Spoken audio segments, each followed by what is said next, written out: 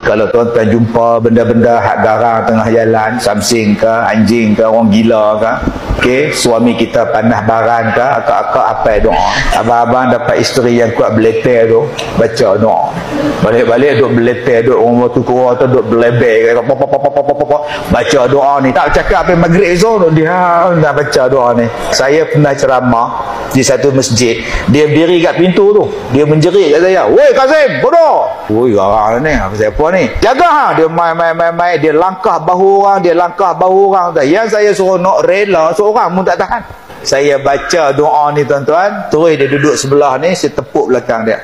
Dengar ceramah sampai habis. Habis ceramah saya tepuk lagi sekali. Abang, ceramah dah habis. Balik entah. Jadi ayat ni tuan-tuan amalkan selalu, insya-Allah mudah-mudahan ada kebaikan.